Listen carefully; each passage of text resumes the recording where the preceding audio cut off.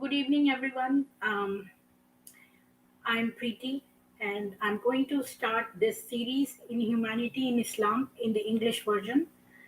Without delay, let's go on. In the series, the first one, I'm going to do a video on cruelty in Islam towards babies. So, now for that, I will show you I'll share with you.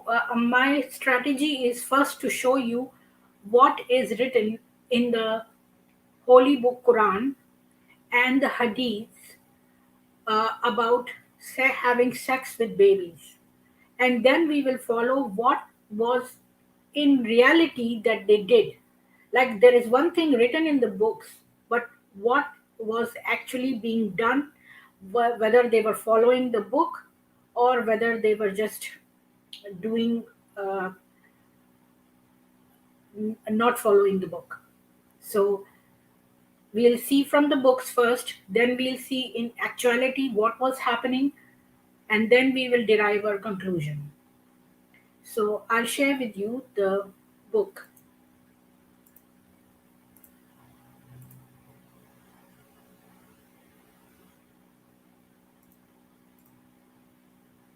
So this is Sahih International and 65 4. It says, and those who no longer expect menstruation among your women, if you doubt, then their period is 3 months, and also for those who have not menstruated. And for those who are pregnant, their term is until they give birth.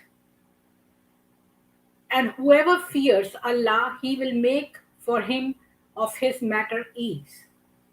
So here they are talking about having sex, like whether to have a shower after sex and all that.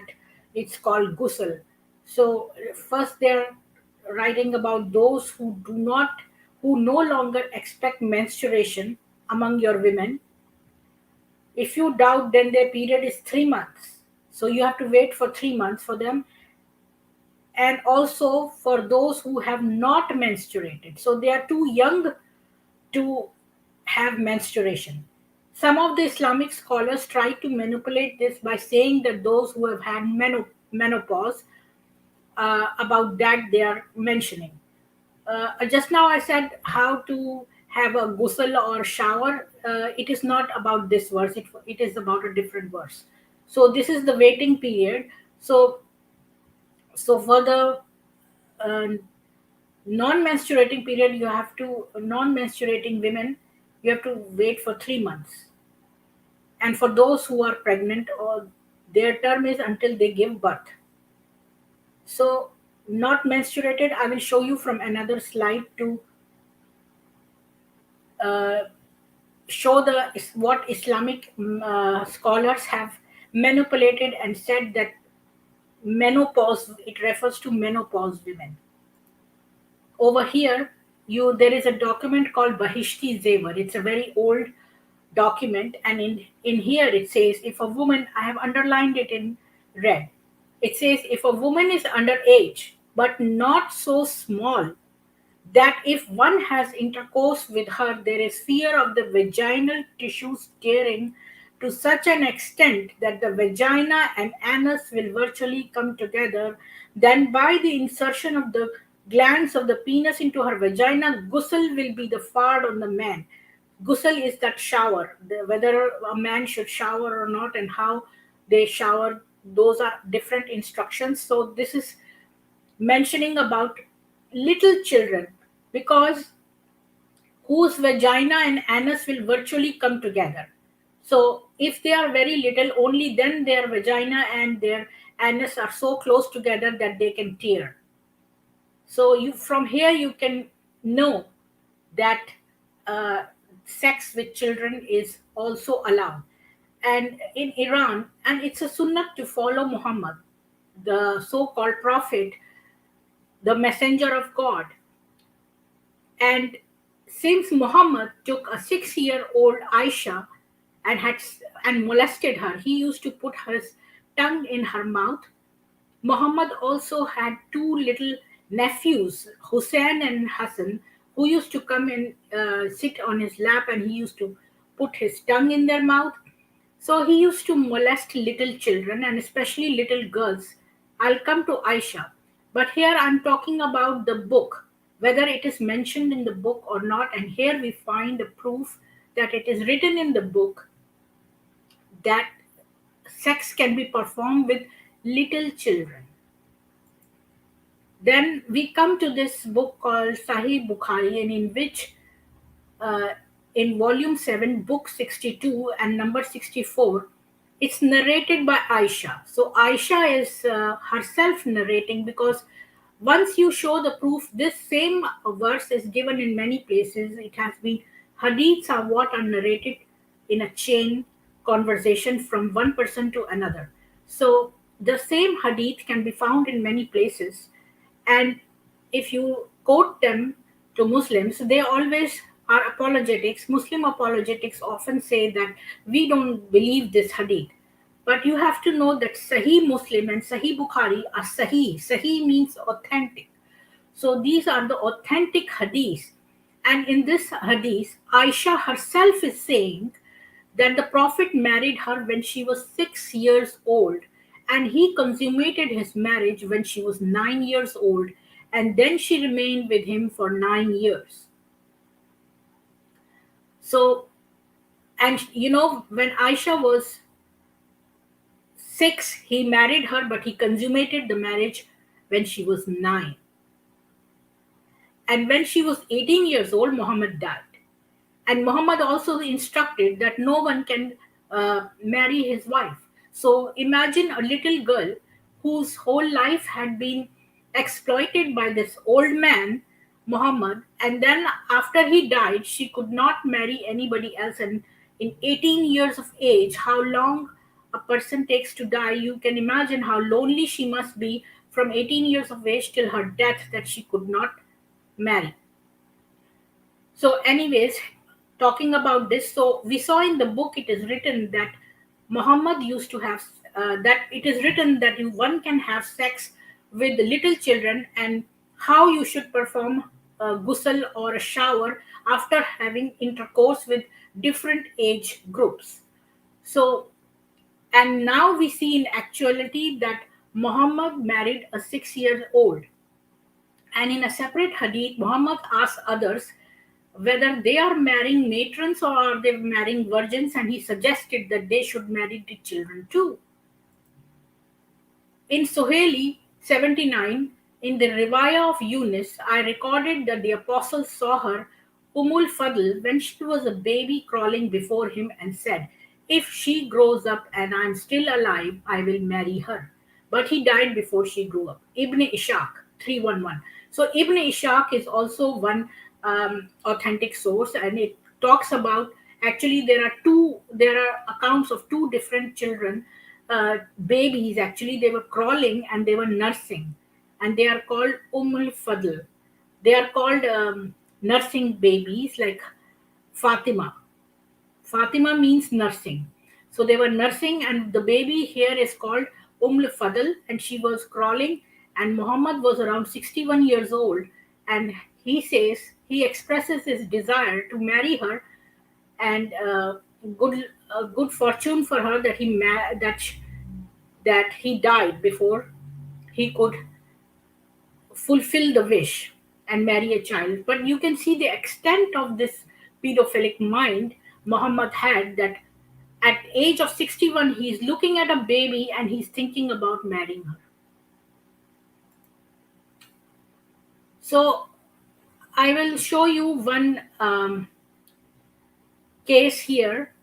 It's a New York Times. It says, in the moments before he raped a 12-year-old girl, the ISIS fighter, it's talking about how what is the mentality of these ISIS people, because they are the true Islamists. The true Islamists who follow the book are the Talibanis, the ISIS, and this is one such account in which In the moments before he raped the 12-year-old girl, the Islamic State fighter took the time to explain that what he was about to do was not a sin because the preteen girl practiced a religion other than Islam.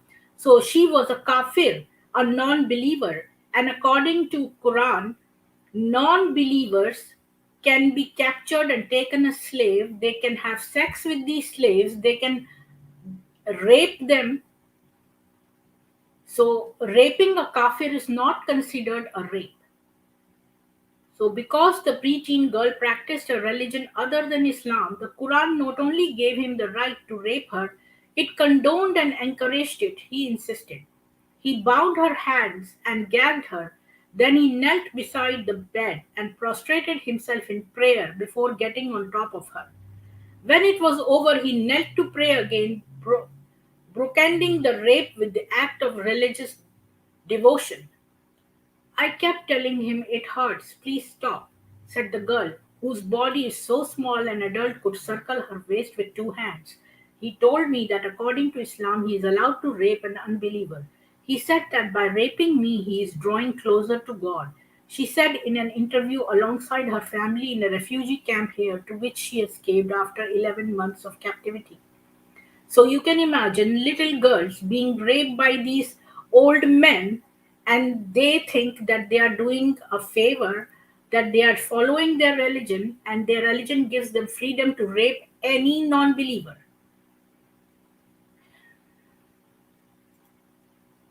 Now, I want to show you uh, this is a publication in which it talks about rape and the prophet. It says that a woman is raped every 3 hours in Pakistan, and 65% of them are underage, and 1 in 4 is a victim of a group rape.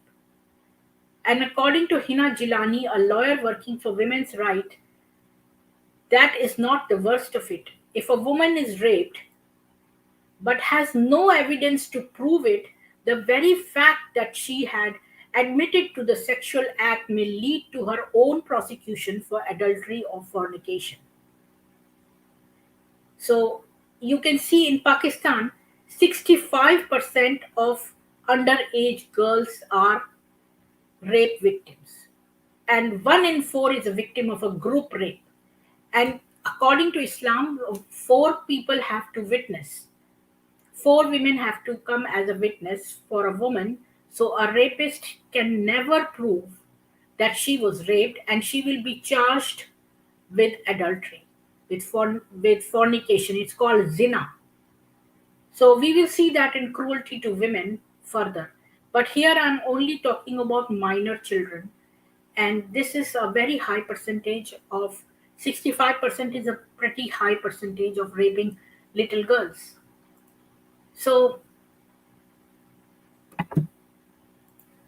this was the end of my video for cruelty towards babies. It is a very, very serious thing. It's a very serious crime. Crime against children is crime against God. And I have shown you few slides, but I have shown you that the book, the Islamic book, prescribes. It mentions about having sex with little children and how to shower afterwards.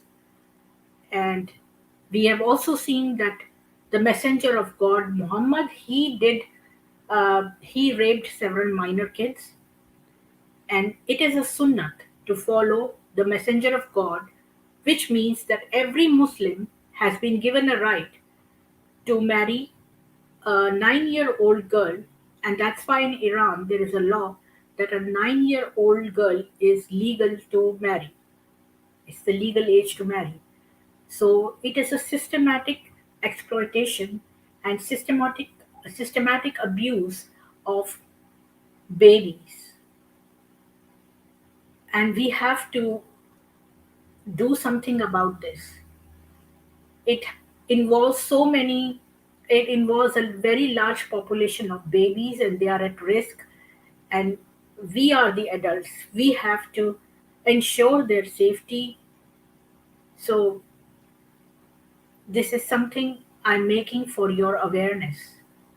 Because one time I went to this adoption center because I don't have children, and there was one woman there, a couple. They were from Iran, and I was so shocked. The adoption center may not know these things, that adoption is not allowed in a Muslim community, and a father can rape his own adopted daughter. So this is something that everybody should be aware about. Anyways, you have a good day, and I hope that I did something to increase your knowledge or awareness. So I'll meet you in my next stream. Thank you and have a good day. Please don't forget to share my video and like it and subscribe to my channel. Bye.